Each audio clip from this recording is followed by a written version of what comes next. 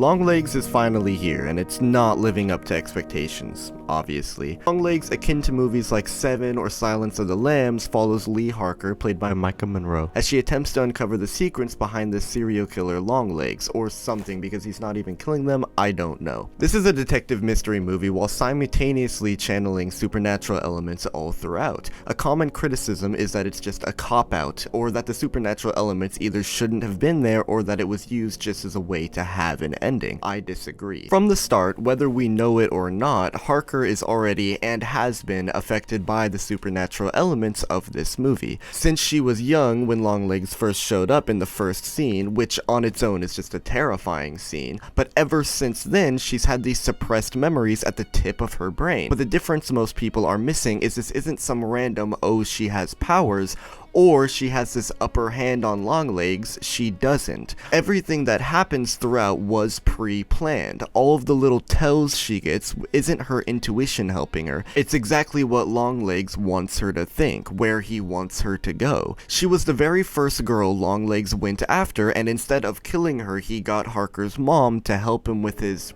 rituals, murders. Either way, Harker still had a doll, meaning not only does Longlegs have a part of her, she has a part of Longlegs. This is further shown by the devil figure that shows up throughout the movie. This isn't some weird scare tactic the movie is using, the devil shows up for a reason. That being, from start to almost finish in this movie, Harker is possessed, really from ever since Longlegs originally showed up. This isn't your standard possession really, it's like if you flipped it around. Instead of the demon, or whatever you want to call it, being the forefront and Harker being suppressed, Harker still has bodily and most mind control of her body, but her intuition she gets isn't intuition, it's the demon. That's why she's able to just solve the case basically. It's not because she's some top tier detective, it's because Longlegs wanted her to find all this out. The movie goes as follows. She gets put onto the case seemingly randomly, another issue people were having with the movie, but it's because she made that one really good guess. But it wasn't a guess though. She then delves super deep into the case and starts figuring it out as if she already knew everything about it.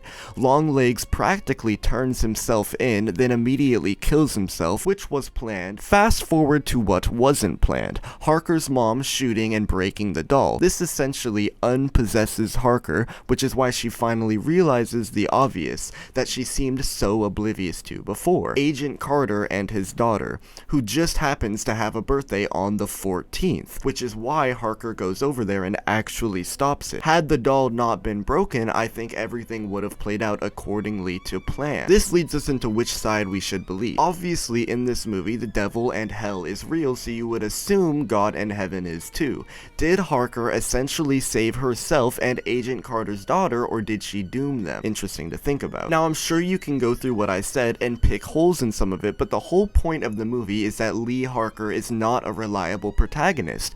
Everything she does and encounters until the doll is broken was all pre-planned. There are things that we might be missing because we didn't see them, but ever since Longlegs came to her house, it's all been leading up to this. The devil has essentially been conducting all of this. Predetermination is a common theme in many horror movies. Longlegs is similar to Midsummer in how from the start of the movie to either the end or very close to the end in Longlegs' case, nothing the characters do really matters because everything was already planned to go a certain way. For example, in Midsummer, the very start of the movie shows the events of what's about to come exactly. The cult had already predetermined everything that was going to play out. The marketing for this movie was obviously amazing, hiding Nicolas Cage and really just keeping the whole story very hidden and mysterious. The only issue I have with that is people did not expect a detective murder mystery. This is a horror movie, do not get me wrong, the tone is so eerie and the whole time you just feel uncomfortable, but it's not in your face about it.